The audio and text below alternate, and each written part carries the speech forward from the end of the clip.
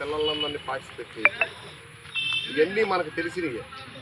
Chandrasekhar master గురించి GK master అంటారు. అసలు వాస్తవం చెప్పాలంటే జీకే మాస్టర్ అంటేనే ఈ పొరుగుల్లో ఉన్నటువంటి ఈ డిఎస్సి చదివిన పిల్లలందరికీ తెలుసు.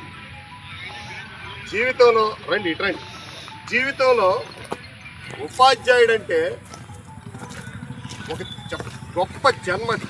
ఆ జన్మే చాలా మనిషి జీవితంలో అది చాలా ఒక దేవుడు లాంటి జన్మ అన్నమాట. అమావాస్య చీకట్లో వెలుగు చూపించే జీవితం అది.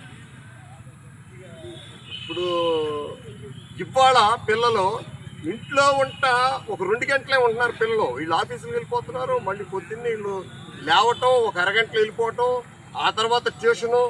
అంటే వాళ్ళు మేలుకున్న కాలంలో 10-12 గంటలంతా ఉపాధ్యాయుడి దగ్గర. అంటే ఉపాధ్యాయుడి పాత్ర ఇవాళ మన పిల్లల మీద, పరిసరాల మీద, వీటన్నిటి మీద చాలా ఎక్కువ ఉంది. ఇవాళ ఇలాంటి ఉపాధ్యాయులు మనకు ఉన్నందుకు ఇంతకుముందు రామదాస్ గారికి వచ్చింది, జాతీయ లెవెల్లో వచ్చింది ఆయనకి.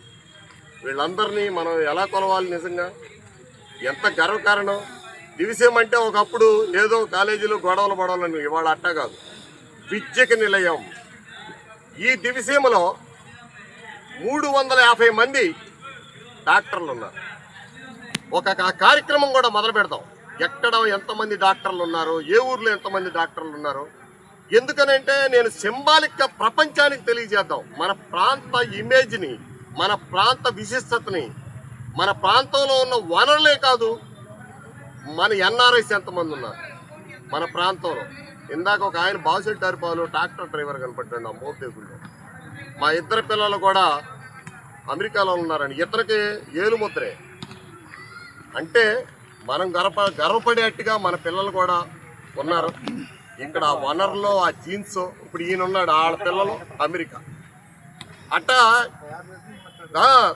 ఇదంతా ప్రొడక్షన్ ఇచ్చింది ఎవరు? మాస్టర్, ఉపాధ్యాయుల్ని. ఇవాళ ఉపాధ్యాయులు లేకపోతే ఈ దివితాలూకాలండి లేదండి. ఈ దివితాలూకంలో ఇంత పొటెన్షియాలిటీ ఉంది. ఈ పొలాలు, స్థలాలు, ఈ రేట్లన్నీ ఉన్నాయంటే ముఖ్యంగా ఉపాధ్యాయులు. 10 ఏళ్ళకి 5 ఏళ్ళకి ఒక ఉపాధ్యాయుడు ఉన్నాడు. మా నాగేశ్వరరావు గారు చెప్తూ ఉంటాడు, వాళ్ళ 3 పిల్లలు, 2 ఆడపిల్లలు, అల్లుళ్ళు ఉపాధ్యాయులు.